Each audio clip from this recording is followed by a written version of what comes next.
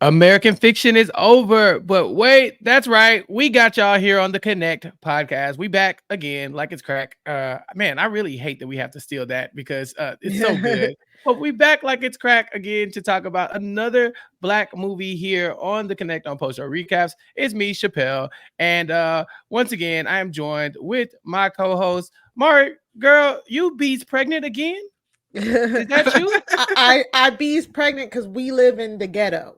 Yeah, We's lives so in the ghetto. we Yes, lives in ma'am. the ghetto. So yes, I'm back to talk about this amazing film, like very layered and nuanced movie here. So so glad to break it down with the both of you today.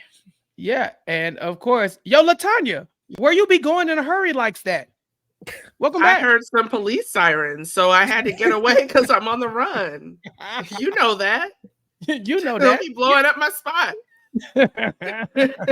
Like the convict felon you are, Obvious convict.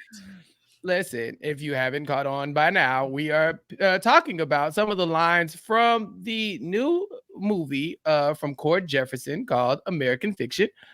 This is a satire about an African American novelist who is pushing back against some of the industry expectations for black authors and black stories.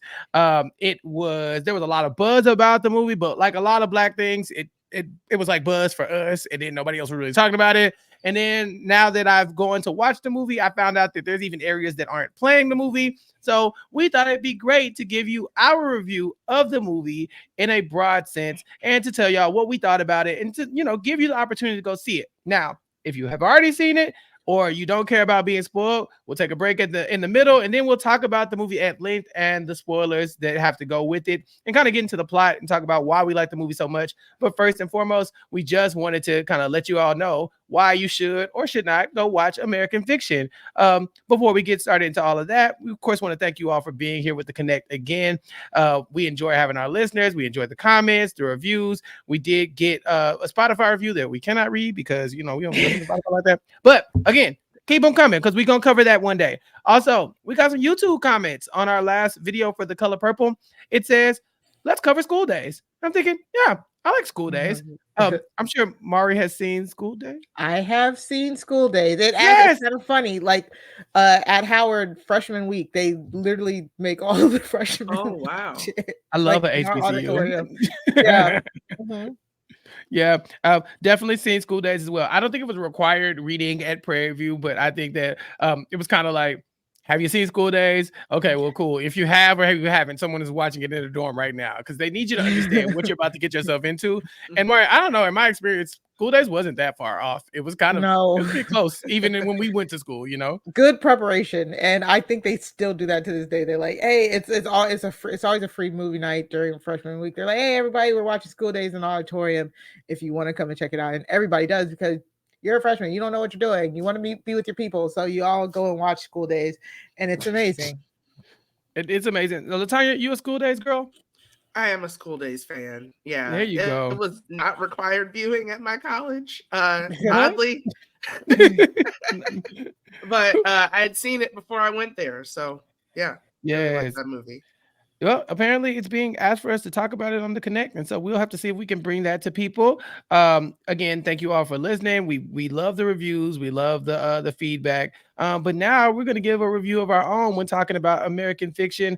LaTonya, how do you feel about American Fiction? Like I guess for the listeners, why don't you give them your like brief synopsis of what exactly is going on in this film?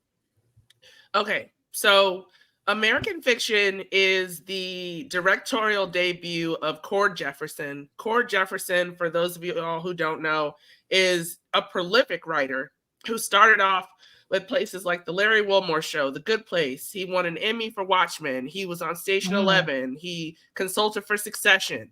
And this is his directorial debut. He wrote and directed this movie. He is a genius. This movie stars Jeffrey Wright as Thelonious Monk, aka Monk Ellison, and he is kind of like a down on his luck author and professor who is just kind of fed up with the way like Black people are represented in literature.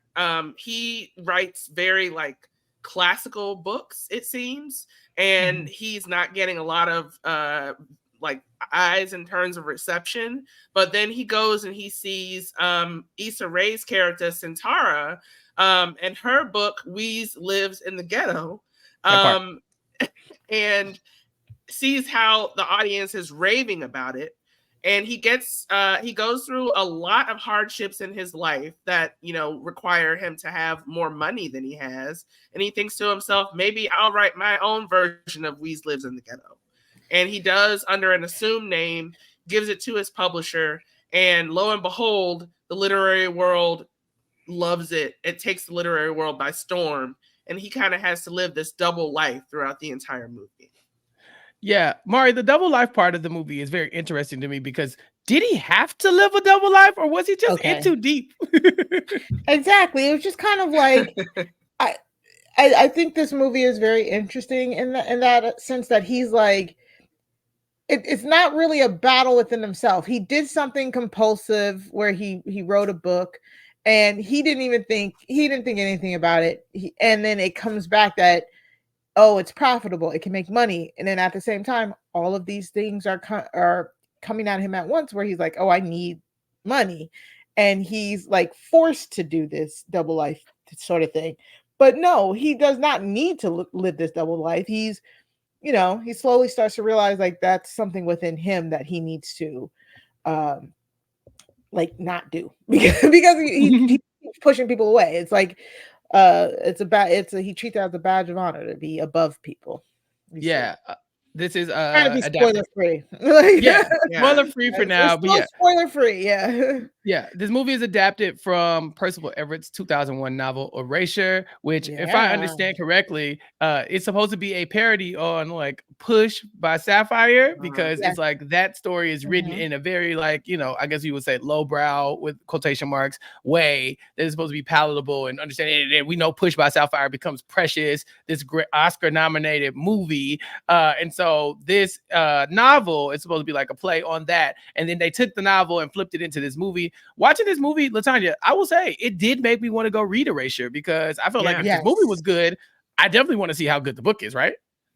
Oh yeah, for sure. It made me want to read Erasure, definitely. And there were like other books that made appearances in this movie too that I also want to read. Like it just really made like me have a literary thirst. It made me want to immerse myself more in the world of books in general. But I definitely want to read Erasure now, given that this is what came from it. I just that and the like, you know, we'll get into it, but there's kind of like a play within a play element that works in this movie really, really well. So I want to see like what the book does with that as well. Yeah, Mari, you are a big reader. I know this. Have you read the books that are mentioned in this film, or even Erasure, or like what did this book? I mean, this movie do for your thirst for you know, novels and books, as somebody who is somebody like, you know, likes to read a lot? It really made me think of like the literary world. Like first, I do want to read Erasure, because Erasure actually does have a full book within a book. Like I read the synopsis of it, and Erasure, like basically what the movie gives us is Thelonious Monk's perspective, but in the book we get that perspective, like bookend and the actual story. But in the middle, he actually writes the whole book of my pathology or slash fuck. The author actually wrote a whole book within the book, and I was like, dang, I really want to read that book now, because the translation to the movie version, we don't really get the gist of what he actually writes, you know. And again, maybe we can say that for the spoiler section, but so I definitely want to read Erasure. Now it made me think of my own reading habits, because I am a huge reader, and I actually read a lot of stuff, and I'm the type of person who goes on like binges of genres. So I'm a good mystery girl. I love mysteries, thrillers, crime thrillers, and stuff like that. Your James Pattersons, you know. And then I also like science fiction, ranging from like your Dean Koontz, Thomas science fiction to your Game of Thrones, fantasy science fiction. And I do urban fiction, but so often. And it reminds me of like your Zane novels, your Eric Jerome Dickies and stuff like that. And it really, I like how they highlight is like, African American fiction is always its own section. It's always, or I hate when they call it urban fiction. I truly do, but it's its own section, and it reminded me of some of the like urban fiction books that I've read, and I'm like, oh my god, I've read books exactly like this. One of my kind of favorite memoirs is about a woman who was like, her life was horrendous, like just from the second she came out, horrendous, but she ended up being a lawyer, so it was okay, type thing, and so you see that genre and you see that genre pop up and you see that it is like pushed for our books. So as a reader, I'm like, yeah, I'm grounded in the story because I do understand what the Loneliest Monk is saying, but it's open to like nuance and stuff like that. So I really liked this movie for a number of different reasons. I think it was very, very layered, and I think it gets satire. It does satire perfectly. I think it gets across the narrative of like race and race relations in America too, like to a T. So I'm like, I love this. I love this movie a lot.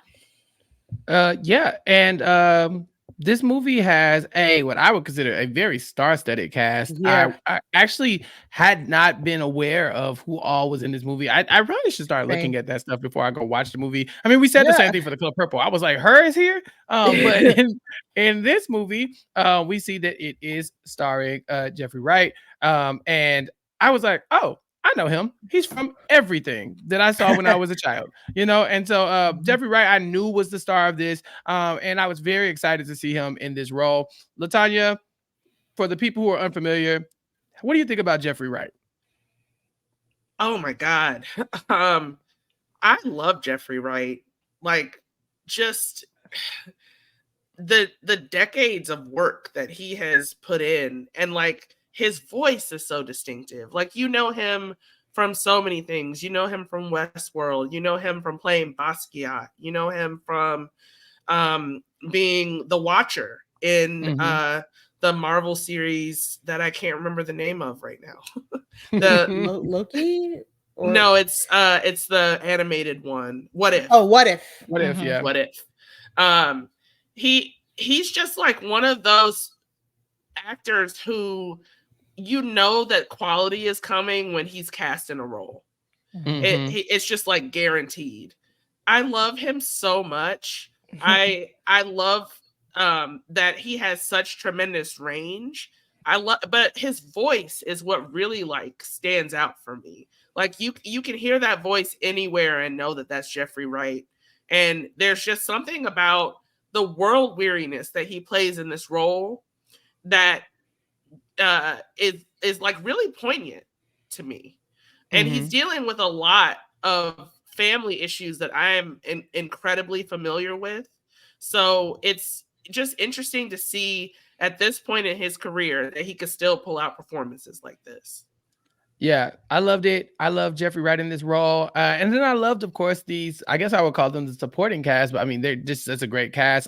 Mari's already mentioned Issa Rae. I'm sorry, LaTonya, you mentioned Issa Rae earlier as Centaura Golden, as one of his almost like rival authors in this in this movie. And I think Issa Rae as Centaura Golden is a very interesting character to talk about because Issa Rae has probably been faced with a lot of these same dilemmas as well. And even these criticisms and these critiques, like Issa Rae is making and telling Black stories, but Issa Rae is very much telling Black stories from Issa Rae's perspective. And so a lot of these will not, like, it won't ring true for everybody, but it will ring true for the people that it rings true to. And it matters a lot to them. We here on The Connect, we've been very clear where we stand on Issa Rae. She's amazing. She can do no wrong. And so, yeah, and she could do no wrong. And I wish everybody knew that she could do no wrong and they wouldn't cancel rap shit. Anyway, so we'll get to that later on. But yeah, so Issa Rae is an author who has leaned into the idea that, hey, we're doing this for consumers, right? And so I'm making books that are true to people's stories, but also for people to go on and use and make them marketable and make money off of them. And that is obviously something that is going to be in contrast to what Jeffrey Wright is standing for in this movie. Mari, another person who was in this movie, obviously Tracy Ellis Ross, who that was a surprise for me. I don't think I remembered her in the trailer, but I love Joan. You know, were you happy to see her? Tracy Ellis Ross basically playing a Joan character, but spitting like so many truths and like just rapid fire at this man. It was so good. Like Tracy, you're right. It's like I really sat there and I was like, man, when's the last time was Tracy Ellis Ross was in a movie? You know what I'm saying? Like not a quality TV show, but in a movie, and she really just sold it. Yeah, this cast was amazing, and Tracy Ellis Ross was a highlight for me. Yeah. We still have other people as well. I mean, this cast, I'm telling you, I'm like, let's leave it right there. Yo, we can't talk about this without talking about Sterling K. Brown. LaTonya. My God. What's up? Sterling K. Brown is here. Sterling K. Brown is in the building and he is playing a manic, coked up F-boy. I have never seen gay F-boy. I have never seen Sterling K. Brown play a role like this.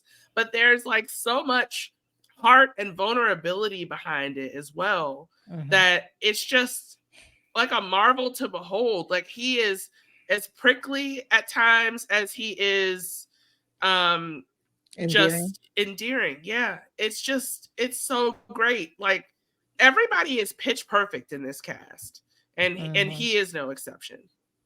Yes. Sterling K. Brown's always fun to watch in every role that he's ever been in. He's so fascinating to me. And I just love, like you said, the range of some of these characters and some of these actors. These are like the pinnacle of actors. And it's really sad to me that a lot of people won't see this film just due to the fact that it's not being played everywhere. And because of the war on DEI and CRT, a lot of people aren't wanting to go watch it and talk about truths like this. But I think there's watching Sterling K. Brown's character here, and it's just so nuanced of a character, so different than anything we've seen from him. It was fun to watch. Mari, Erica Alexander is here, and I screamed. Yeah. Oh my God. Yeah. I've known her my whole life. Attorney at law. Yes. The Maverick is in the building. Life, it was so fun seeing her. Yeah, it is great to see her in like a softer role, softer character here, and not feeling like just like the romantic interest. She feels like she's like contributing to the story. Just beautiful. Like every time she's on the screen, I'm like, damn, she's so beautiful. Like we're like forgetting what we're like watching and shit. Like good for her, and I'm glad she's getting some more recognition. I remember she was just talking about it at like the award season this year, how like she was on the set for some movie. I don't know what it was, but it was a predominantly white movie, and the white cast and crew didn't know who she was, so they were just treating her like any old actress. And then meanwhile, like anytime one of the black crews or actors or extras came up, they're like, oh my God, they're like, they're like us, what we would be doing if we saw Erica Alexander in person. And it like they took the white crew like, what? Like I don't understand. And it just shows like there's two Americas, and unfortunately Erica Alexander has like slipped through the cracks when she is like one of the greatest actresses of like our like time and stuff like that, and she just doesn't get the recognition she deserves. Truly. She does from us, but not from gets from us. Yeah. She gets from us. LaTonya, I cannot stop talking about the cast without mentioning Leslie Uggams. Oh my God. They just slipped like Leslie Uggams in this movie like it was nothing. I was like, y'all, Leslie Uggams is still doing it. It's so incredible every time I see her on TV. The great Leslie Uggams, she plays Monk's mother. A mainstream, I'll call it, audience will know her as Blind Al from Deadpool. But she was Kizzy in Roots. She was Leah Walker in Empire. She has a Tony. She has a Daytime Emmy. She is a legend. She is fantastic in this role. And she really is just embodying this role. Like, as playing someone who has Alzheimer's is incredibly demanding because it's such a multifaceted illness. You go from being catatonic to being completely up and like dancing in one scene, to being completely with your faculties and knowing who everybody is, to not remembering that your daughter got a divorce. Like there's just so many levels to it. And with my own grandmother suffering from Alzheimer's and dementia, I can really identify so much with this. And it was really a really hard watch, honestly, because of that for me. But the care that Leslie Uggams took in playing this character just really meant so much in having that type of representation on the screen. Yeah, I totally agree. If you I think that at first glance, this movie does not feel like it's going to hit those notes. It doesn't feel like it's going to be a tale about, loss and about, the struggle of a dying loved one or someone who has a deteriorating disease or anything like that. And I mean, like, if you've dealt with that kind of thing, this is such a heavy film at moments. It's a comedy, but also it's so heartfelt and it's so true and it's so realistic to like anybody's experience. And so although the film is exploring how my experience might be different than the next person's experience, some of these things are universal, and dealing with somebody who has Alzheimer's or dementia, or any other terminal illness, once you've done it, once you've dealt with that, you've seen it. You've seen these awful things that are happening in these people's bodies and the way it's affecting them, and you don't forget the way that feels. You don't forget watching it, and you don't forget how real that feels. And so in this movie, yeah, you get confronted with that while telling a story about a man who is basically adding S's to words that don't require S's, and that is the comedy of the movie. So I loved it. I loved the cast. I loved watching it. I would definitely recommend it for whoever is on the fence about it, or if you cannot find it, I would say go find it online somewhere. In my neighborhood, in the middle of Texas, they're not showing this movie. I wonder why. But when thanks to thanks to some things, we managed to find it, and I got to watch it, and I really hope to be able to watch it in theaters one day to support the film.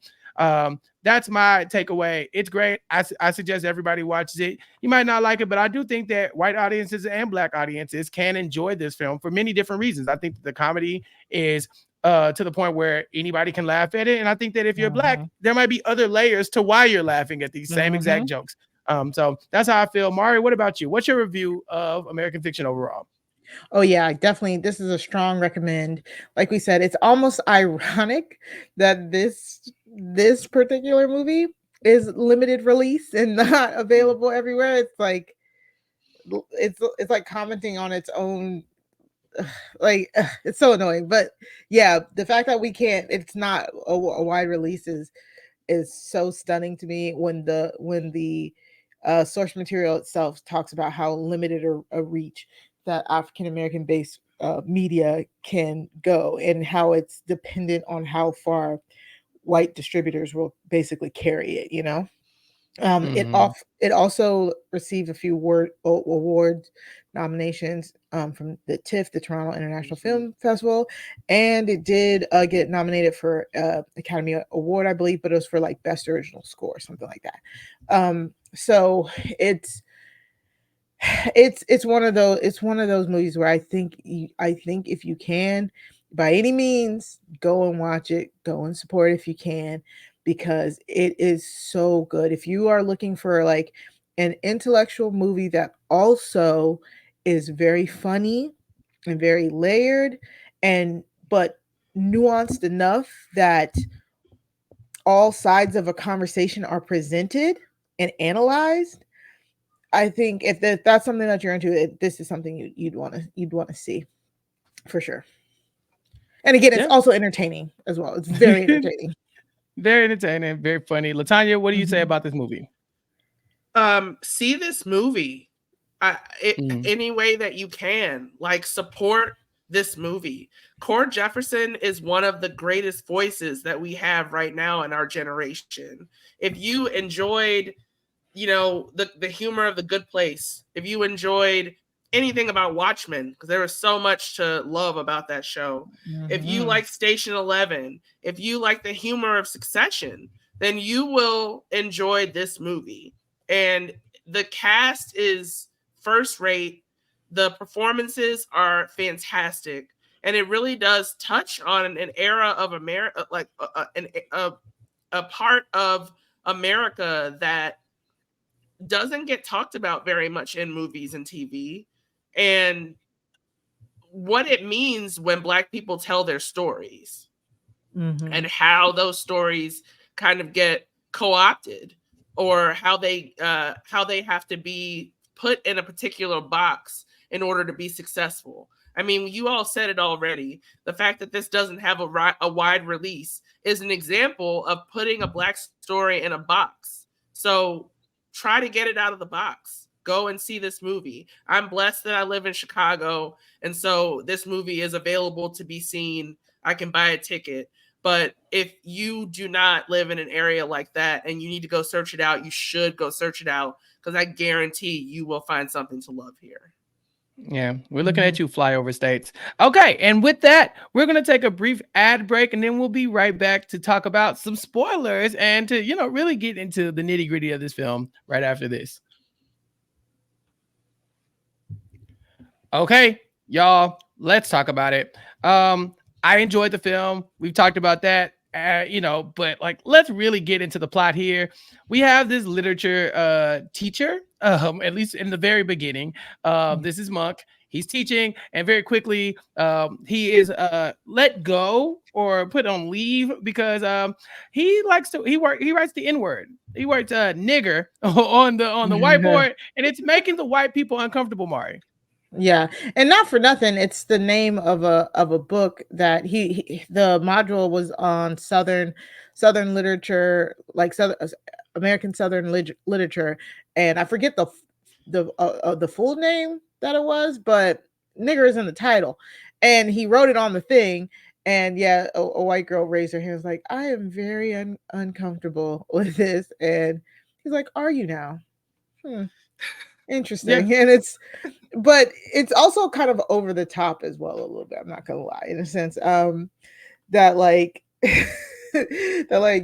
she walks out, and then when he's in his meeting getting like reprimanded, he's like, why is everybody so sensitive? I was like, oh no, like Mr. I don't see race. So it's very interesting how they set him up here as a character. He's very much like, he's so highbrow that he thinks that, like, everybody who is not him is almost beneath him, but he doesn't say it. He more like hints at it by talking around it and asking questions that are very obvious to him, that, so he can insert his opinion into other people's minds without actually saying, I think I'm better than you. I think I'm smarter than you. Or I think you're dumb for feeling this way. And so he's writing a book called Echo. He hasn't written a book in a while.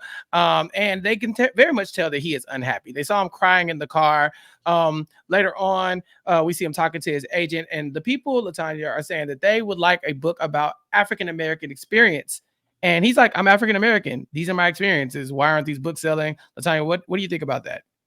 Yeah, I think that's really interesting, because the book that he's trying to write is like the reworking of like Persepolis or something from like a Black perspective, which sounds interesting, but is definitely not what the mainstream audience, like the people who are buying books at the airport along with their neck pillows, wants to see from Black authors. And I mean, that's very telling in and of itself. Like, what is it that society wants to see from Black people and wants to hear from Black voices? We hear all the time, now more than ever, it's important to listen to Black voices. But what is it that you want to hear us say, right? If you don't agree with what it is that we say, then we don't get support, and, we don't get published.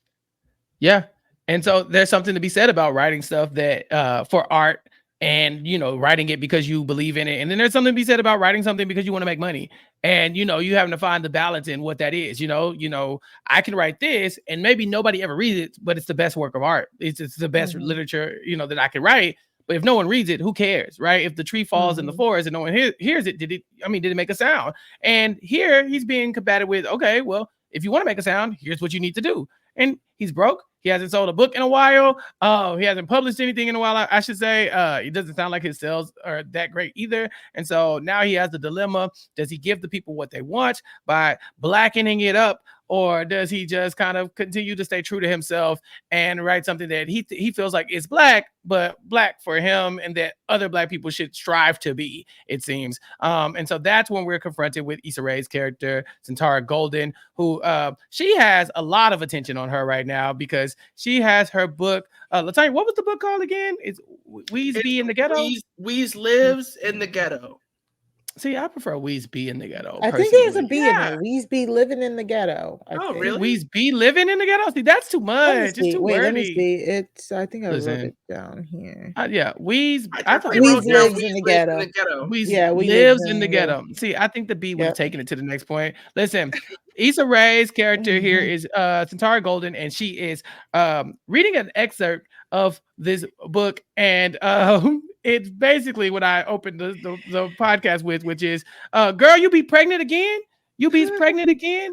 Where you be going in a hurry? Where you be's going in a hurry like that? You know, very much a very specific type of dialect that could be, equated to some African American vernacular English, or at the very least Ebonics, slang, if you will. And Jeffrey Wright's character Monk is not feeling it at all. He thinks this is pandering. He thinks this is lowbrow, and he's not a fan. But Mari, you read books like this, and you seem to enjoy them, right? Well, so I'm not gonna lie. Forced dialect in urban fiction annoys me if it's done in a certain way. If it's not done in a certain way, so I don't mind like linguistic dialogue, like phonetic dialogue, for especially for accents in books when people are talking. Yes, but narratively, like if it's an omnipresent narrative and you're still talking in that accent or I can't. It gives me a really big headache. So like, you know what I'm saying? So if it's not a first person point of view type of book, and you're over narrating what the book is happening, and then your characters talk in that accent, fine. But if the whole book is written like that, I just can't do it. And that's not respectability politics. That's not like linguistic like overstepping. Yeah, like I'm not looking down on stuff like that. It's just I can't do it because I just can't. I can't do it. I can't. Yeah. So it was very funny. I thought what actually really drove this one home was they outlined Issa Rae character Santara's her life, and her life is, she went to a prestigious school, she got straight into publishing. Like it sounds like a very middle class life, very upper middle class black lifestyle. And then you go to the book you go that. So I think that's the difference between her actual lived experience to what she's writing is also a major factor to Monk for why he thinks that she's pandering. But lo and behold, I don't want to jump, but lo and behold, when we find out he didn't even read her book, I'm like, well, sir, you don't have a leg to stand on. You can't criticize a work you haven't read, to me. Oh, personally. Yeah, but LaTonya, we do that as people. I won't say we, I mean, black folk definitely do it, but people for sure will be like, do it all the time. What is the title of this movie? Plug Love. I ain't watching that. That movie's so ratchet. It's like, you don't know. You don't know. You didn't read it. You don't know. Right. It could be the best thing you ever heard, but you are judging this book by a cover, right? Well, I mean, that's literally what we do when we make decisions about exactly.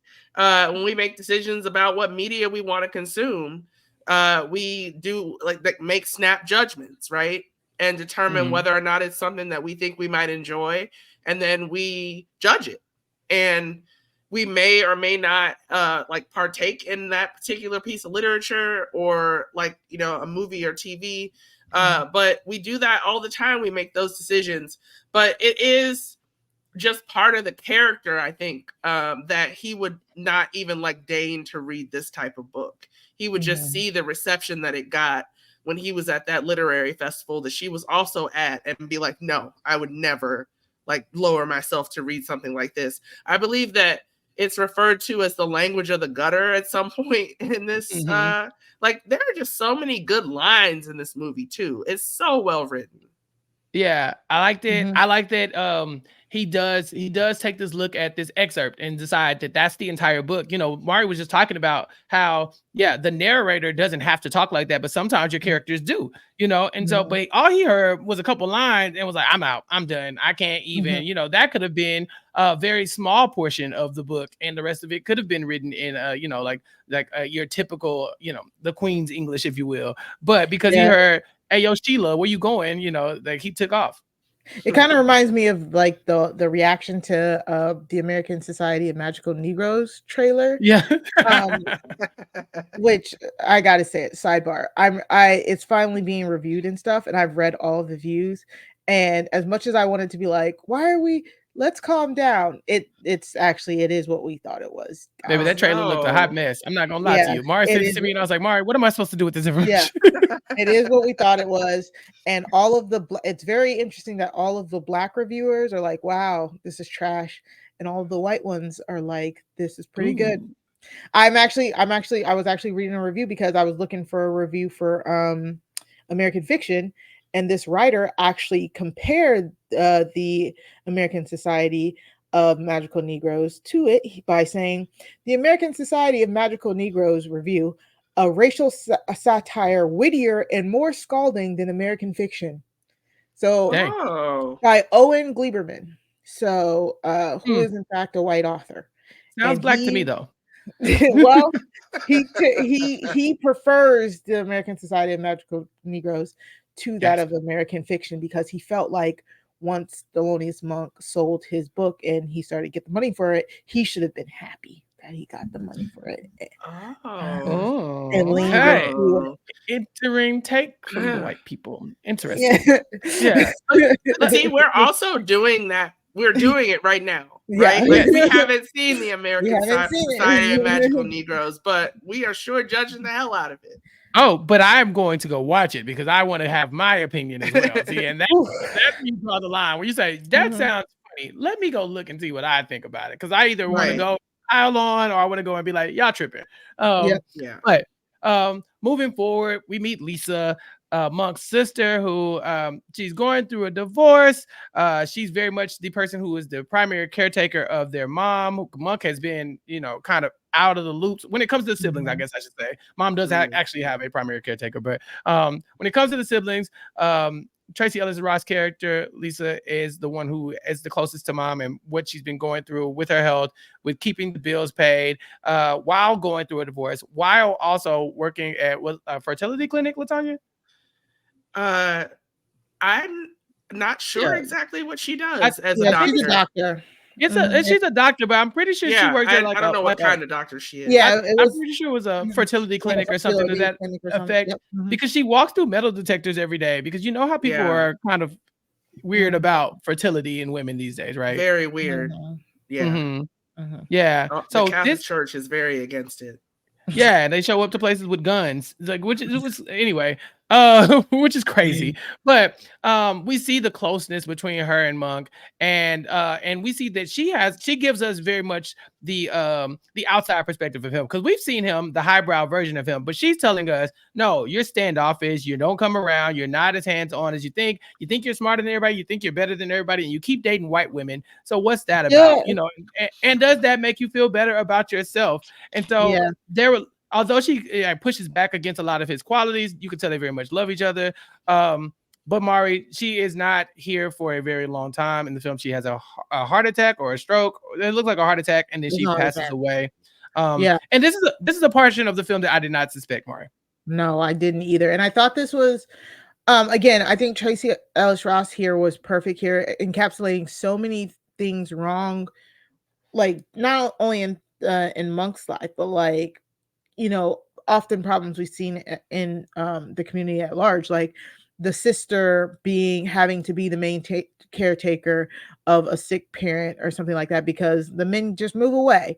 Her saying how overburdened she is between work and then a divorce and all of that, but not having any help. And then the heart attack. This is your daily reminder that heart attacks show up differently in Black women than they do in the predominant studies of heart attacks, and how they manifest, because normally those studies are done on white men.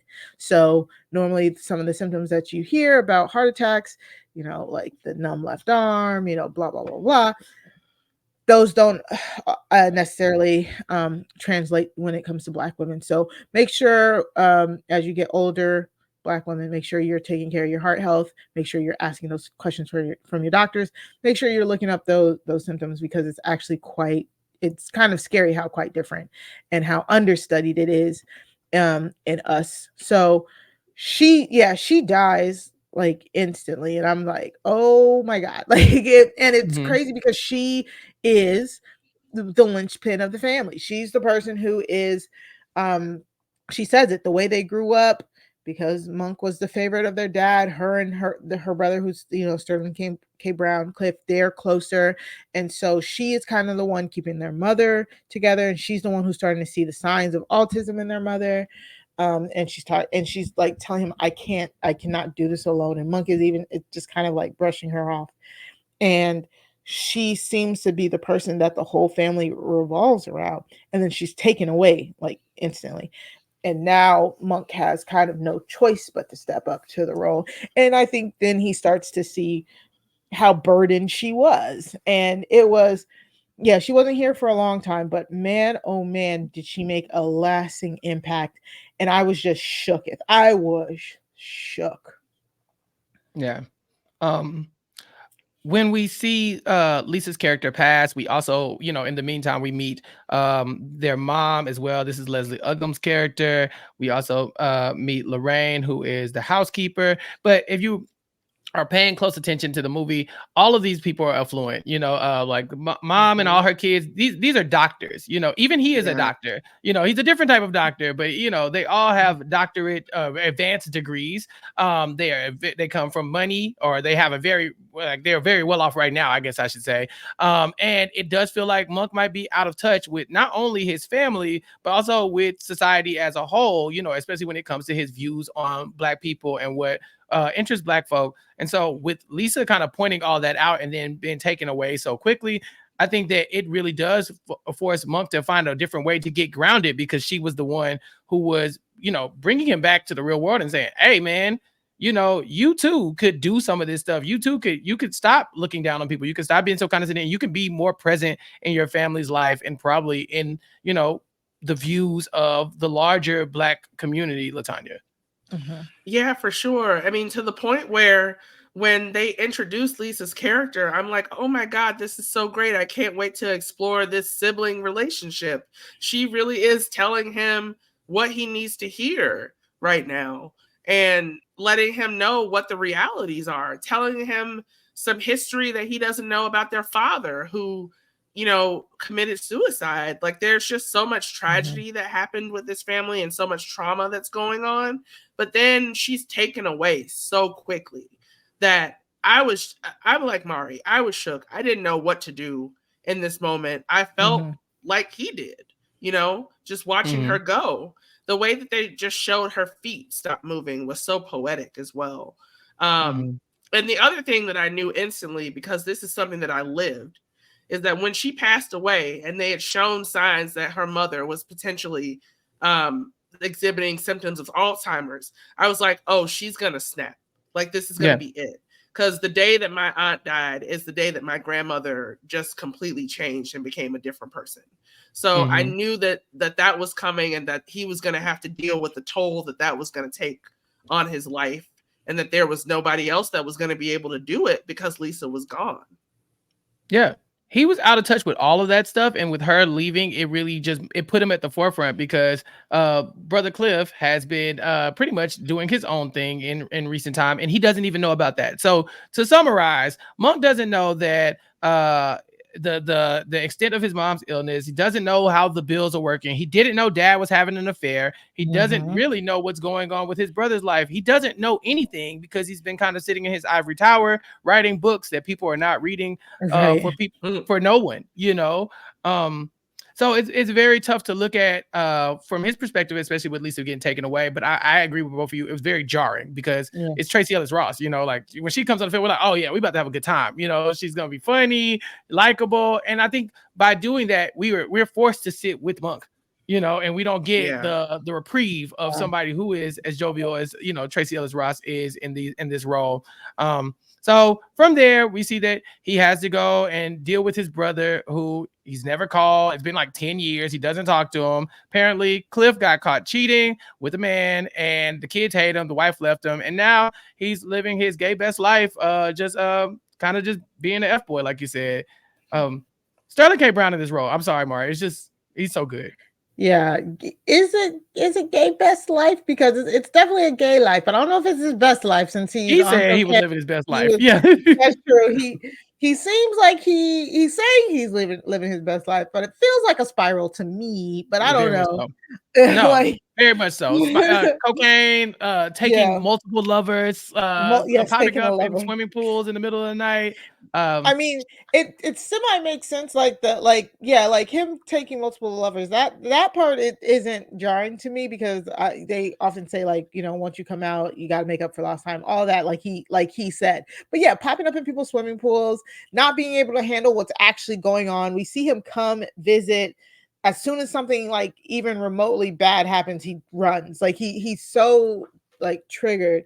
But Sterling K. Brown plays this character like it's not Sterling K. Brown. It's so funny. He's very funny in this role, but also a dick. But then you but then you see like he's hurting in a way that you can't explain. Or that it's hard for him to say, and he disappears into this role. To me, it's not a character that he normally plays, so it's very funny, and it's like muted too. It's not over the top. It's not an over the top, overly flamboyant gay character or anything like that. It's just like it's Sterling K. Brown. He's like every 2 seconds he's like, yes, I'm gay. He's like, we have to come to that, like everybody, we have to realize that yes, I'm gay, because even his mom was, forgetting that fact and stuff like that. And but he's also damaged and hurt and trying to cope in unhealthy ways, and you can see it all over him. Because also, I don't feel like either of them had a good enough chance to grieve their sister, who again was the linchpin of the relationship. So we're seeing both of them kind of spiral out in different ways to address their grief. So amazing acting. When Sterling K. Brown threatened to eat that white man's sweater vest for dinner at a funeral, I was like, this is fantastic. The funeral where Lisa left, that she hopes that she died under the thrust of Idris Elba, or at least the undignified thrust of Russell Crowe, I believe it was. Yes. This family is cracked. And I think that's something also to point out. Throughout this film, we're gonna see Jeffrey Wright's character write a story about all of these tropes about how downtrodden Black people can be. He goes on to write this book called Pathology. He changes it later on to it starts off Pathology, then it's Pathology with an F, and then it becomes just fuck. But he writes this book to tell the story about Black trauma, so turmoil, baby mamas, getting shot by the police, all of the things that he says are just they what do you say, they flatten us as a people. And I hear him, but at the same time, Sterling K. Brown, your family kind of ghetto too. I mean, if you really think about it, sir, your dad was out here traveling OBGYN, cheating on, basically, what is he, the character from Eve's Bayou? Is he Lawrence Fishburne? But yeah, he's like a traveling OBGYN, and also cheating on everybody. You don't even talk to your family. You're estranged. Your brother just got caught cheating on his wife with a man. Sir, you a Tyler Perry play too. So it's really funny that you're looking down on these stories when you're basically telling one as well. Yours just doesn't have these African American S's at the end of every other word. So I just thought that was so fascinating from him. And probably just another like narrative on him being able to say, I come from middle class, so my drama isn't like your drama. You know, it's not the same. When honestly, you pull back the money, it kind of is the same. Um, so we get the story. You ain't worth the piss. Your mama ain't worth the piss. You know, I hates this man. I hates my mama. I hates myself. You ain't shit because I ain't shit. You know, all these just random colloquialisms and just him throwing word salad at this novel and trying to give it to his agent and say, okay, get this out. If this is what y'all like here, I blackened it up for y'all. Be happy with it. Later on, we find out, LaTonya, the people actually are happy with it. The whites are eating this up. And sorry, before you start, LaTonya, can we also point out that it's acted out in front of him? Like, Yes. Oh yeah, yes, yeah, It's like that very part cool is so moment. cool. Keith David pops up to just act all this scene, like as he's writing this book full of like, you know, slang and stuff that he doesn't even know how to use. Mhm. It's being Uh-huh. acted out in front of him. And I'm so mad we didn't get more of this, to be quite honest. I Yes. thought this was really, really good. And I really wish we got more of it. I'm sorry, LaTonya. No, please, because that part was so great, and I was hoping that the movie was going to be more of that, and we getting Yes. a Yeah. little bit of it at the end, but we that's really the only scene where we get it. And when I saw Keith Mhm. David in the credits, I was like, showing up to do what? And then finding out that it was that was wild. But yeah, the whites love it. They're eating it up. They think that it's the best It's novel. raw and real. It's raw and real. It is of the streets. It is what we need in this moment. It is the voice that we need to hear. And then when he creates this whole persona as well, because he can't just like be himself, apparently, writing in a new Right. style. He has to be a convict on the run. On the run, a fugitive. Yes. I cannot believe it. You know, LaTonya, we talked about it though with Issa Rae's character, you know, being from like maybe like an upper middle class. She went to a nice Yeah. school. She went directly into publishing. Like, you know, she hasn't really talked about any struggles, and so maybe he feels like it's not the character isn't lived in if it comes from him. It actually does feel like a parody or a satire of a story if it's coming from somebody like him who we know comes from a fluent background. Yeah, I guess, but Right, same. Like you didn't have to do this. you didn't have to You go didn't this. have Like to. this is just his like overly dramatic streak playing out. You know, Uh-huh. like Mhm. that, and the fact that he's embarrassed. Like he Yeah. doesn't. He feels like his good name would be tarnished if he associated this type of writing with it. So he Yep. has to invent this character that he believes, like because of the stereotypes that he's built up about black men in his mind, would write this type of book, which is also Mhm. very telling. Yeah, Mhm. Mari, you think some bitch ass college boy could come up with this shit? I mean, clearly he did, and I think Yes, is the that's the answer. funniest part to me, and I think I agree. I agree with him why he's so angry is because everybody is talking about how this is so raw, this is so real, this is what people want to hear about. This is the voices that we need, and he knows it's not real. He knows he made it all up, but the fact that the perception of him too, like LaTonya said, but like that the white distributors and publishers who want to pick it up, this is what they automatically assume is real. They mostly probably because they think nobody would lie about stuff like, Yeah, why would somebody make this up? why would they, Yeah. but the fact that they're so eager to like chew on it and be like, yes, this is what we need, it's infuriating. I get why he's mad. I truly do. And I think it's also very interesting that he is an African American author. His previous books have, from what we understand, nothing to do about with being black, and yet his books are still in the African American fiction section. And he was like, "Why?" He's like, "Why are my books here?" He's like, "Because you're a black author." And it goes back to his like, "I don't see race" mentality. When it's like, "Well, sir, you can't ignore something that's happening right in front of you." And I love how we get so many of those little tidbits throughout the movie, and where the satire comes in, where he is literally being like racism are being shoved into his face, and he's he's still trying to be blind with them. Literally after he says the line like, you know, I don't really worry about race, or I don't really see color, or whatever he says. He goes to hail a taxi. The taxi drives right by him, and a white person hails the taxi like next to him, and the person gets into the taxi. Like, Yes. it's just so funny to me. So I get that. I get why he's like, I was doing this as a joke. Now you guys want it, and now you want to pay me my biggest um advance for it. This is stupid, and why he's mad. Would you The sell white your soul out for $750,000, Chappelle? Yes, Osby in the ghetto, and Osby wanted to get out. No, Yeah. and then the question is, are you selling your soul out anyway, or are you just being kind of bougie about this whole thing, right? Because the whites are eating it up, but guess what? Even the black folk like this story. So That's we true. do meet his love interest in Erica Alexander. Her name is Coraline, and they connect instantly. She's going through a breakup, and very quickly moving on to the next relationship. I was like, okay, girl, Jelani ain't even out the door good yet. Jelani, right? Where'd Jelani Jelani's go? right there. House. But one of the things they bond over is that she's read his books. Nobody else has read his books, but she has. And so he's very much interested in her because he thinks, oh, this might be what my intellectual equal, or somebody who appreciates the finer things like my writing. You know, he thinks so highly of his writing. So of course, this person likes it. She must be cool too. Later on, he finds out that she too has read Fuck, and he is very upset that she's read it and she enjoyed it. He's like, you like this? Like, yeah, this is for white people and people like you who enjoy reading this kind of junk. But it's crazy to me because I think that's another just a hallmark of him just being not connected into what people actually look at and what people actually like and enjoy.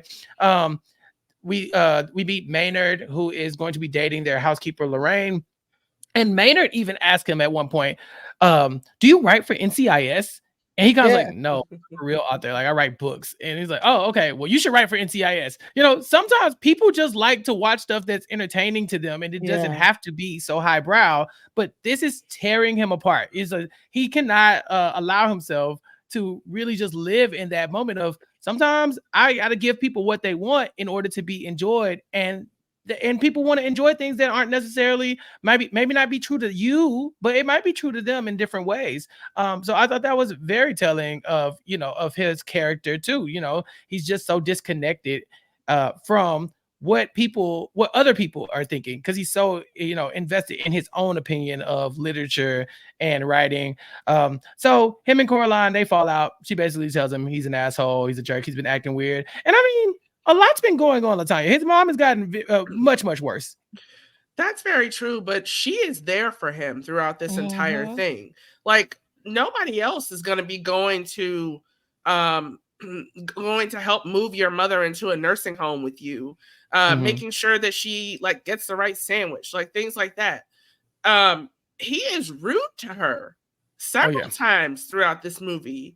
And I don't blame her for moving on from him because of the way that he talks and looks down on her for liking a book that he wrote. Like, it's just absolutely wild behavior. And then he tries to make it up later by texting her to ask her to come as his date for the literary award that he is in charge of like giving out. He's on the committee for, but it's like too little too late at that point.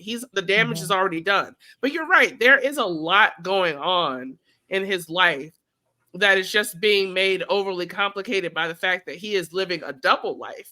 So really, he's like he's going through so many changes with his mother and her Alzheimer's and putting her into a home, and then she's being violent with the staff, which is it hits so close to home, and they have to sedate her as a result of that, and there are just growing pains that comes with moving an elder into elder care anyway. So he's going through a lot, but on the other hand, a lot of this is on him. He doesn't have to be pretending to be a different person and living a double life and then taking it out on Coraline.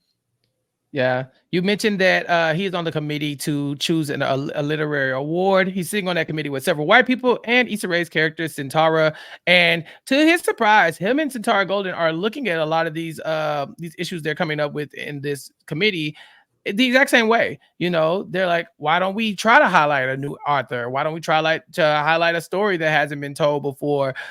Maybe you don't have to read the entire book, but you could just read the first 100 pages. They're really connecting in a way that you could see that he didn't expect from her, because he really thought that she was somebody who was going to be pandering heavy into trying to tell stories in a way that's very inauthentic, and that, like he says, flattens people. Eventually, though, they do meet and they have to discuss the book, because she has read Fuck and she likes it. And he's like, wait. Oh, well, she doesn't like it. I'm sorry. She All right, dislikes the listen. Yeah. she dislikes the book. She says that it's pandering. She says that it's soulless. And he's thinking, okay, but why don't you like it? Because it sounds kind of like the stuff you be writing. And this was, I think, my favorite scene of Yeah. the movie. Yes. Yeah, this was the moment. I think this is the like what wraps the whole movie up. And I think it's funny. It feels like he kind of gets mad, like, wait, why don't you like the book that I wrote? I don't understand. And it's because she's Black. She can tell that it's not, it's not authentic. It's very flat. Like you said, you can.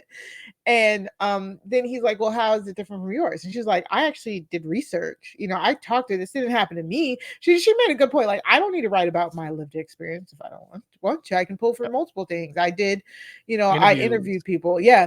And then again, this is where we find out he's like, well, I didn't read it, but from the excerpts I saw, she was like, like, how are you having these big, strong feelings and comparing her work to yours, knowing yours is completely fictional, when you haven't even read the material?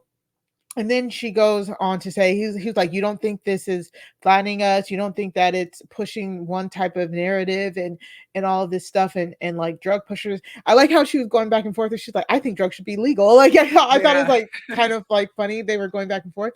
And she said something to him that I was like very profound. I thought was very profound, because he said, like, he says, I look around and I see where Black people are, and I feel like we could be doing better. And we have so much potential. We have so much potential. Yes. And she says, potential is what you see when what's in front of you isn't good enough. And I think this is the moment where his self-righteousness on how Black people are perceived comes full circle to the point where it's so deep that it is now turned into self-hatred. And I don't think I think this is the moment where he might make the connection, but I think this is definitely the moment that the audience makes the connection, because Santera gives a different view of what she thinks is happening. And like she said, she's like, yeah, but this is the market. This is how I want to sell the books. I'm also doing the research and stuff like that. And he's just like, I don't understand why you want to get into the market, why you want to continue to pushing these ideals. And it's so funny, because this is one of those conversations that I'm pretty sure we've had directly on this network in itself, because we talk about the different forms of media and Black media that we want to see. And we're constantly saying how Black people are not a monolith, and how every other week I feel like we're talking about, like, where is our Black Harry Potter? Where's our Black people on dragons type thing? You know what I'm saying? Because we want to see more eclectic genres coming out of our medium, and we don't want to keep seeing these same drug dealers, hood movies, gang stuff, all of that, just continue trauma, Black trauma porn. He said she contributes to the Black trauma porn industry. And slave movies. It's hard, because I do kind of agree with his sentiment, but like we said, he leans too far into it, to the point where he is now looking down on people, because he's starting to forget, like, I think like she said, he's in his ivory tower. He's forgetting that people live these actual lives. So yeah, this might be prevalent in the media, but it's also actually happening. Yes, we want more media about Black people who aren't struggling, but also the media about Black people struggling is also very valid as well. He shouldn't invalidate it. So it was, man, that conversation was so layered. Yeah. Someone calls your art soulless. You kind of have to take pause and sit with that, right, LaTonya? Oh yeah, for sure. Because that's a direct shot right across the bow. Like you have to evaluate whether or not they're what they're saying is right. Like, is there some truth to it? You know, he clearly didn't write this out of like from his soul.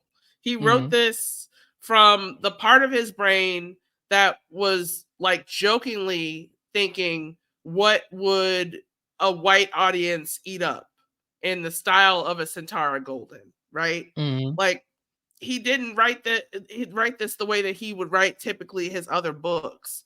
This scene was so well acted and like really laid the film's thesis bare. And I thought that it was so good. I was just surprised at how short the scene was. But even given how like the brevity of it, it still got the point across really, really well. Yeah, I agree with you on that. I think that this scene could have gone on forever and it would have been amazing because it's such a nuanced conversation. It's the conversation, like Mari said, we have on this podcast where we will look at something and say, okay, well, let's look at all angles of it and go back and forth about, why this is important or why it isn't important or why this is soulless. And they gave us, a quick dialogue back and forth, maybe like 10 or 12 sentences, and then it was over. But it really did hit home that he's so out of touch that he can't even realize that had he read the book, he might have even realized that she used real stories. These are actually, this is her telling stories and from interviews that she's done. And also that she put her soul into it when she went and connected with these stories and then told it, where he's just sitting down and trying to make a parody of what she does. It's like he was the Chat GPT version of a black story. He put in Chat GPT, like, write me a movie for Tubi. And that's what it spit out. And he's like, bet y'all gonna love this. It's like, yeah, some people will like it, some people will love it, but some people it's gonna ring true to them, regardless of if they like it or love it. And for him, it's something that's so outside of his realm that he thinks it's almost like it's not true, like it's not realistic to feel these way or to see these people talking like this. It's like these people live every day, and they deal with these struggles, baby mama drama, baby daddy drama. That stuff is real. For him, it's like, oh, those people over there do that, but those people over there also read books. Right. So I thought she made some great points. I remember we talked about this when we talked about Tyler Perry, when we talked about Atlanta, right? And we had talked about, was it Mr. Chocolate and his studios. And I remember referencing the episode of Black AF by, with Kenya Barris, where Tyler Perry's on there. And he talks about like, I give people what they want to see. I'm telling folks that my people want to see the stories that the people that he's familiar with want to see. So yes, you might think that they've been overdone. You might think that, oh yeah, he's doing the same tropes over and over again. But Tyler Perry's making a lot of money because people want to see those stories. It's like the cotton candy for people who want it. And he's giving you something that is not hard to digest. It's something that you can relate to or that you can see other people relate to, but it's not for everybody. But for the people that it's for, they love it. And there's nothing wrong with him catering to his audience, and that's what she's saying. If this is about white trauma, do you ever complain about that? Are you tired of seeing, the same white stories? Or did he say, or is your ire only reserved for black women? I thought that was a very, poignant, moment. And so, but then he says, but then that experience, the white experiences aren't attached to the whole entirety of a race. That back and forth was worth it. I do wish that confrontation was a little longer. Right, because it's like, it's not attached to the entirety of a race, but attached by who? Because like, I don't think that all black people are the same. And so when I see a black story, I'm not thinking like, oh, you think all black people do this? No, I don't think that, but he does. And it's like, well, who are you looking at? Whose perspective are you looking through this? Is it your perspective, or are you thinking this is what white people are thinking? And I need to be playing the white people's game, and giving white people what they want is just giving them a bigger narrative of what they could say about black people. It's like, okay, but who gives a damn what white people think about black people? Yeah. And you should be mad at the white people for doing that, not the exactly. Yeah, great scene. When she told him he needs to be mad at the white people, LaTonya, I was like, all right, yeah, this is my type of movie. Yeah, for sure. Just everything about this scene, like, and then even the lines leading up to it, like the kind of book that people call important and necessary but not well written, like just so many great lines in this movie. Yeah. And they, to cap it all off, they're sitting there trying to decide what book should win this award, with 5 people sitting in the 2 black people say this black book should not win this award, and the 3 white people are like, no, I think it should win. And the nerve of the the one lady to say, I got the quote, to say, Is it we gotta listen to black we voices? got We to need to listen listen to with black black voices voices. right Yes, now. it's affecting and essential to listen to black voices right now.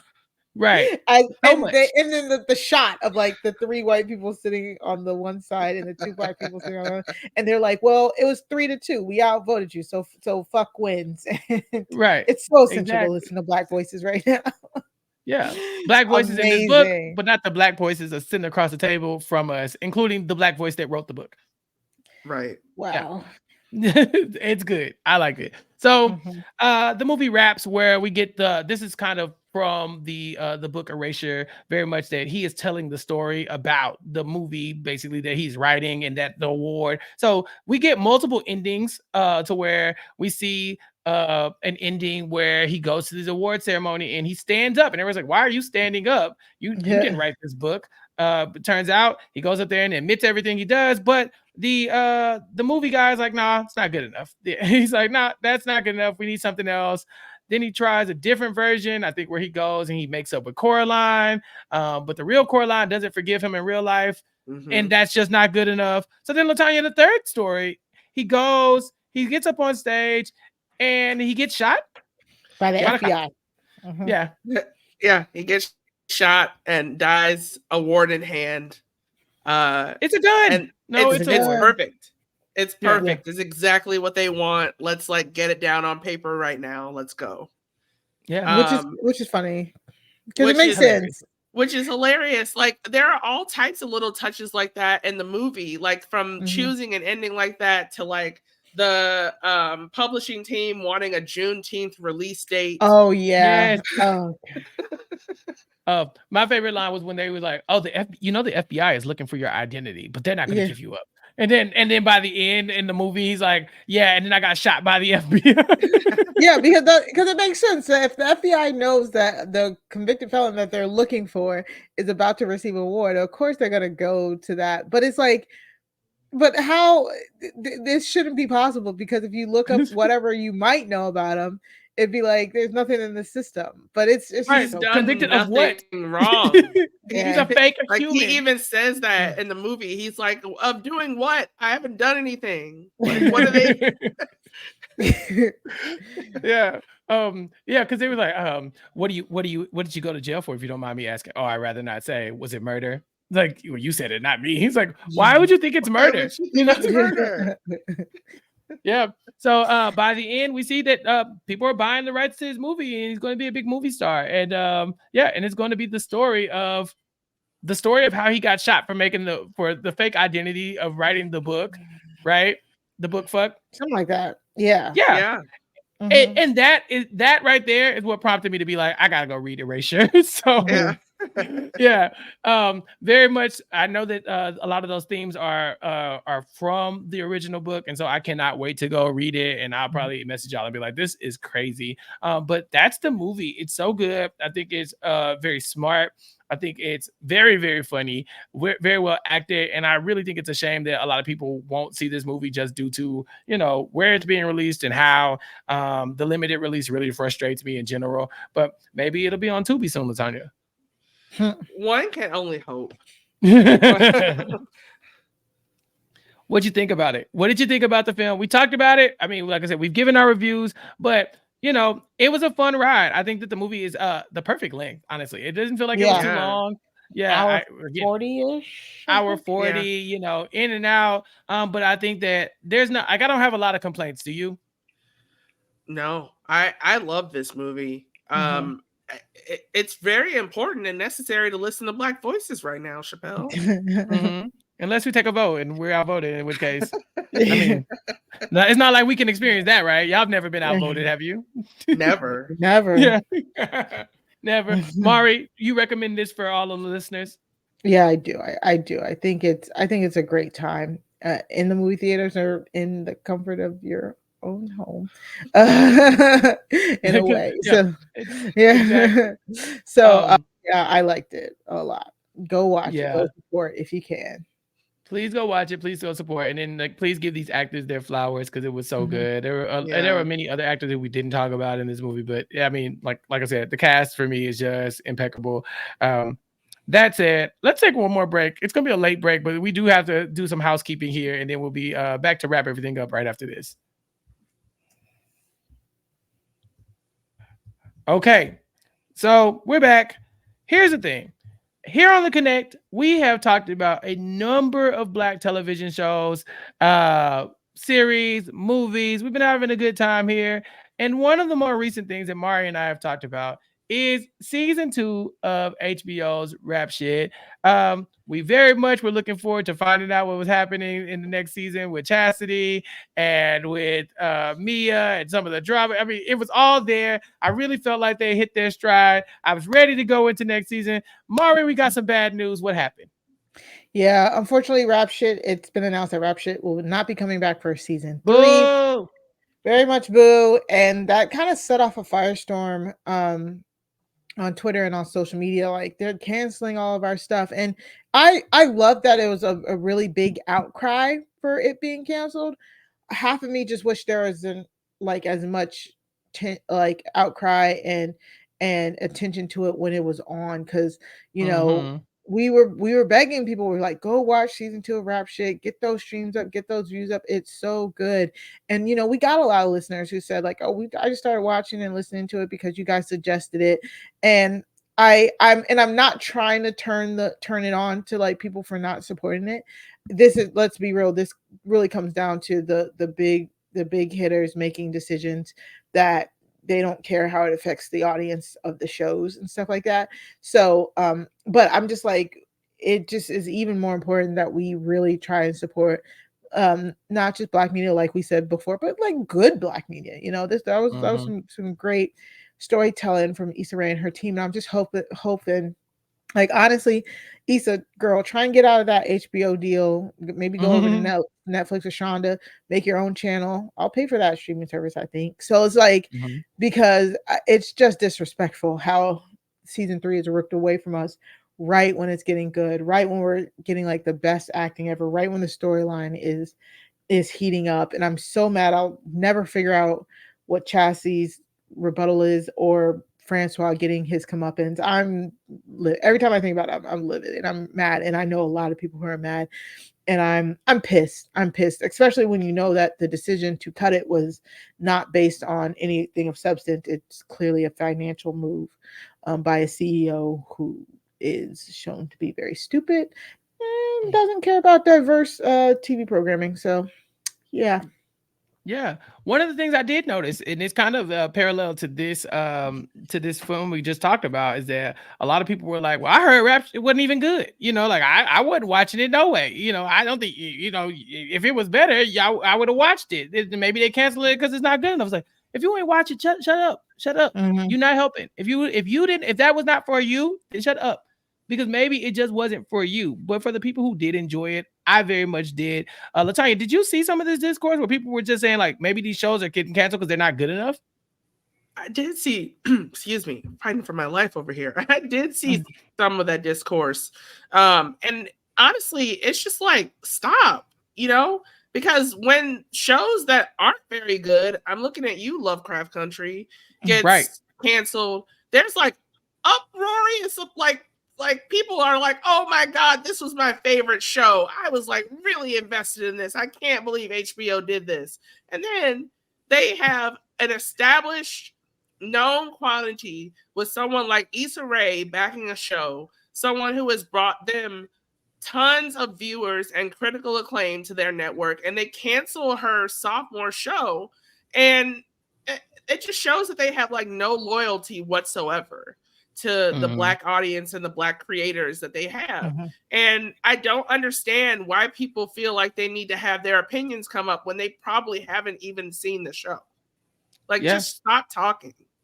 It doesn't help. It really doesn't help. If you don't have anything productive to say about it, then like, yeah, like, did you email Issa Rae and be like, hey, I think that, maybe you should tell the story differently or something like that? No, Right. But No. the moment it gets canceled, you gotta go on your whole rant about, well, it wasn't good enough, even though you didn't watch it. I definitely agree with you that people seem to hop on a bandwagon of certain shows deserve to get other seasons and second chances. There are tons of shows where people will be like, oh, the second season was ass, but I like 3, 4, and 5. Or the sixth season was bad, and I like the others. But you can't get there if you don't give people a chance to cut their teeth and to get better. Exactly.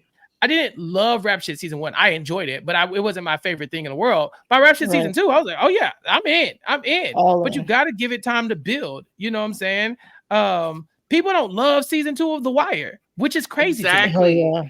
Right. Mm-hmm. And then later on, people are like, but season 4, oh my God, season 6. Like, bruh, you can't get to the later seasons if you don't give these shows a chance. And so, here at the Connect, we are very upset. We will be signing whatever petition comes from this. All of the petitions. All of the petitions, because Rap Shit deserves another chance, and I think we need to give another chance to Black creators and Black television. Just show some grace, honestly. Because we don't get a lot of chances to fail. M. Night Shyamalan makes bad movies consistently. And the fact that Rap Shit gave again, 3 of their 3 main characters are relative unknowns, and they gave them a job. Like Chassie's character was on Bad Girls Club. So good. And Jonica Booth fucking nailed that fucking character from the first season. I think to nailing it in season 2 to a award. I feel like an award worthy performance, and now she doesn't get to blossom as an actress within this role. So I hope she gets more opportunities. I'm so upset. Upset. So upset here. But yeah, so TBD, I guess. Whatever happens to Rap Shit, we'll be around to watch it if it comes back, and if not, we will complain about it for years to come, as people do with other films that and Black properties that just weren't given a chance to shine.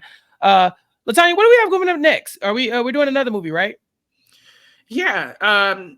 What movie are we doing next? I think we're doing The Book of Clarence. Oh, right. Yeah. We're doing The Book of Clarence next, which is one of those things that we keep saying that we want to see, like period pieces with Black people. Mm-hmm. Yeah. Well, this one has to do with Jesus, so I think some people are going to be mad about that. Well, but I'm excited. I love Jesus. I love God. What's wrong with you? I mean, my every God, day Jesus is Sunday. The homie. Yes, exactly. Exactly. Look here. This movie, The Book of Clarence, it's in the movie theaters here, so I get to go watch it. I don't have to bootleg it like I did the American Fiction. But so I'm very excited to watch it and to talk about it with you all. So I think that'll be our next episode here on the Connect. If you have any feedback or any suggestions for us on the Connect, you can email us at at connect@postshowrecaps.com. Yes. One day I'm going to get that right. Maybe I won't. Maybe I'll never get it right, and we'll never know. But connect@postshowrecaps.com. Let us know what you want us to talk about. Like I said, I saw one of the YouTube reviews that said cover school days. That could be fun, but we'll never know what you think about it until you let us know. Please leave us a 5-star review, 5-star ratings, wherever you get your podcast. And then feel free to reach out to us via email or via our individual social medias to let us know what you think about the podcast, the movie American Fiction, and what you think we should talk about moving forward. Until next time, LaTonya, what do you have going on right now in your neck of the woods? We just finished up our coverage of Fargo season 5, which was a really good season of Fargo, like right up there with season 1, in my opinion. And so you can check that out. Grace and I covered the Emmys, which happened recently, and that was a really fun time for everybody. One of the most diverse group of winners that has ever happened in the history of the Emmys. And so that was good to see. And then Mike Bloom and I are doing versus again. We are doing True Detective season 1 versus True Detective season 4, Night Country. True Detective season 4 is kind of a banger. Like, you all need to watch it. It is really, really good. And I have been blessed to get screeners, so I've seen ahead, and it is great. Like this is, you want to tune in for this. Issa Lopez did the thing. So yeah, that's what I'm doing. You can find me on Twitter at LK Starks or on Instagram at Stormborn1222. All right. Thank you, LaTonya. And Mari, what are you up to these days? Over on the Rob Has a Podcast Network, me and Matt Scott are back with the Wrestling Wrap Up podcast. Again, bigger, longer, uncut. We we are having one of our biggest seasons yet. So even if you don't listen to pro wrestling, go support us as we talk to amazing guests. We had the Black and Snurdy podcast on with us this week to talk about everything that happened this week in wrestling. And coming up, we're having our Royal Rumble, a huge Royal Rumble prediction show. It's one of the best times of the year. So go subscribe by going to robhaswebsite.com/wrestling feed to see us over there. Also over on Crime Scene, we just dropped we're about to drop our 90th episode talking about Great Photo Lovely Life. It is a HBO Max documentary, and it's trigger warning. It is about child sexual abuse, but we do have a very good conversation with Nicole Bernice of Black by Reality podcast. Talking about Great Photo Lovely Life. So you can catch me and Sarah Carradine every Tuesdays, True Crime, RHAP, by going to robhasawebsite.com/crime feed over there. That's it. I'm doing other things. So just follow me on Twitter at Mari Talks Too Much. That's 2 like the number 2. You can also go to the Rob Has a Podcast YouTube page, and you can see the Wrestling Wrap Up over there as well. That's it. Thank How you, about Mari. yourself? You know me at Chappell's_show on Twitter. I'll tweet out the links to all the podcasts that I'm doing. Recently, we interviewed the creator of the show Suits, Aaron Korsh. He came on to talk to Rob and I on our podcast, Suit Yourself, a Suits rewatch podcast on suitspodcast.com. Check that out. If you want to hear insight about Suits, you don't even have to go watch, listen to all the podcasts, but you can definitely check that out. It's also on YouTube, on the Rob Has a Podcast YouTube page. Also on the YouTube page, Sasha and I are still covering Below Deck. The finale of Below Deck is this week. So check that out. We go live every Wednesday, or sometimes we'll just post on a Thursday if the schedule doesn't allow. But we're on YouTube talking about Below Deck Med, and we'll be talking about the newer season of Below Deck on Rob Has a Podcast as well. So go to robhasawebsite.com and check out our Below Deck coverage, or subscribe to the Bravo Wrap Ups feed, the Bravo RHAP Ups feed, wherever you get your podcast to keep up with more Below Deck content. I'm still doing Netflix shows with Rob. We're wrapping up our 3-part coverage of The Trust this week. And so if you've been keeping up with The Trust, it's an interesting show. And Rob and I had some really hot takes about the show. Check it out. It's on YouTube as well. And then, of course, on the Nothing But Netflix podcast feed.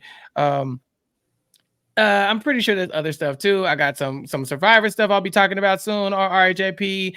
I think I'm going to be joining another podcast to guest. So follow me on Twitter to keep up with that and more. And then, of course, follow at Post Show Recaps, wherever you get your podcast, to keep up with more stuff from LaTonya, Mari, and myself. Until next time, make sure you tune in, make sure you check us all out, and then follow up and see us next time on The Connect. Peace.